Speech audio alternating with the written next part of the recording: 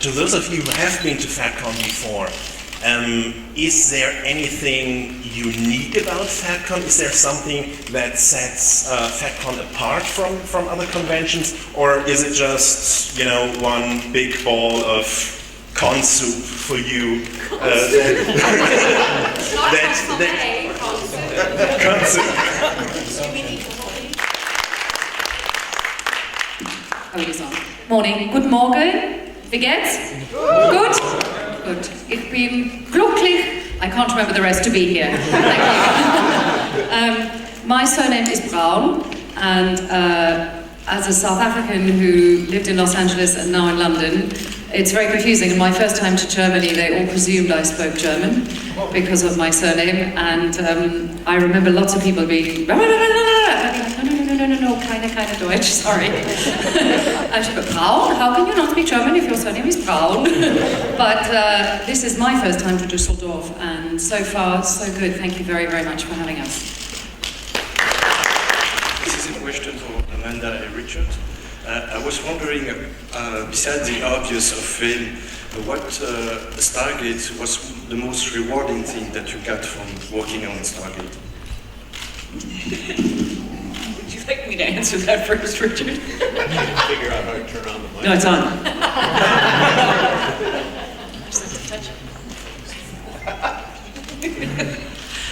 The most rewarding thing about working on Stargate. Wow. Wow. The sense of family, just the fact that in the course of a decade, we created the most fun, dysfunctional family possible. And I think, to be honest, the fan base has been incredibly rewarding. I mean, for me, moving forward to other shows and creating a charity, and if it weren't for Stargate, none of that would have happened. And I know this sounds very hokey, but honestly, it's been the response from the fans that's been the most rewarding, and especially for me, with a lot of young women who have gone into science or who have gone into the military or who have gotten better grades in math because they wanted to be like Sam Carter. For me, you know, if you can touch one person in that way, that's awesome. So that for me has been the most rewarding. Rick, what's been the most rewarding part of working on Stargate for you? What?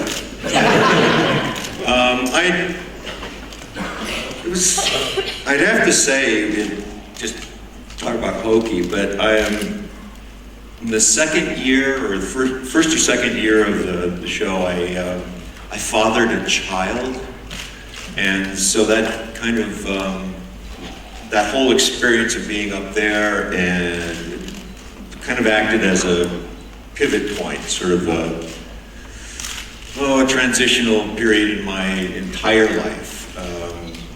Both, well, I can't say on and off screen, but certainly in real life, the timing was perfect to be a part of an amazing cast and crew and total experience, but also I made a kid who's now 15 and a half years old and beautiful and talented, and I barely deserve her. She's it really turned out well. But yeah, in fact, what's your name? Amanda reminds me that virtually everybody had a kid on the set. Right there on the set. Right there. Second unit. I was only there 2 days. Yeah. Oh, you gave birth to shrimp. Yeah, that's how good you were. The word shrimp is echoing in this room. But that, hokey be hokey, that was it. I got a kid out of the deal.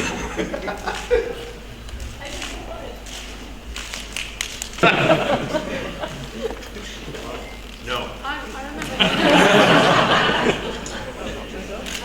I remember my first, I don't think it was my first audition ever, but the first sort of big thing I did, which was the musical Annie, as a little girl, you know the Annie?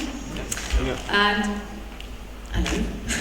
And yeah, I was 10 or 11, and went along, and there were something like 2,000 little girls all singing, "Tomorrow, tomorrow."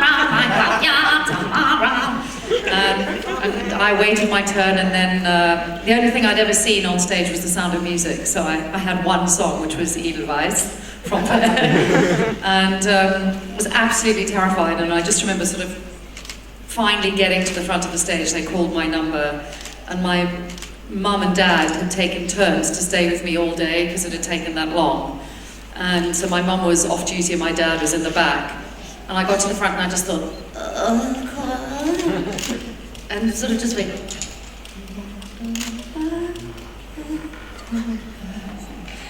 And then I saw my dad go, you know, like, oh God, we've got to go and help her. And that just sort of went, every morning you pray. And I got the job, so that was good. So that's one I remember.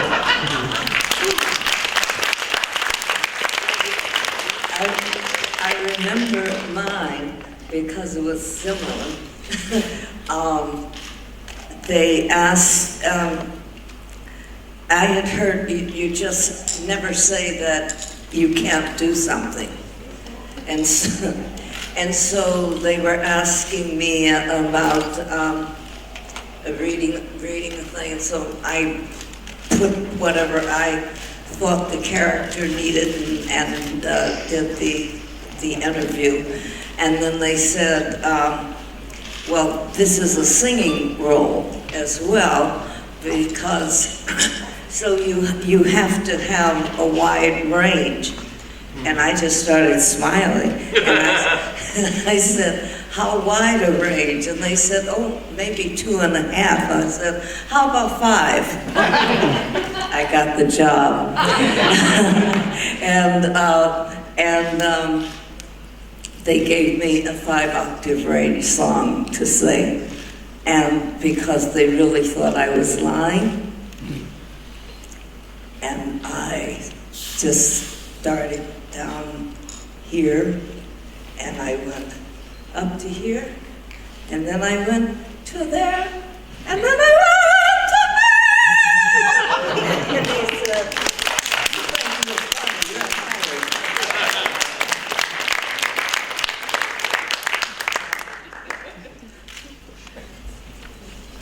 my first audition, my dad, is this on the... Hello? Oh, it's on. No, it's not. My first audition, my dad took me to because he wanted me to learn about rejection. It turns out after the fact. And he took me to audition for a play called The Lion in Winter for the part of Elise Capet, and I was very nervous and excited. I was 18 years old. And I met with the director and the lead actor who was playing King Henry. And, you know, I left the audition. My dad drove me home. It was really sweet that my dad drove me to this audition. And drove me home, and he said, well, you know, you did your best, and don't worry, love. And of course, you know, the next day I got the call that I got the part, and my father was like, damn. Totally backfired.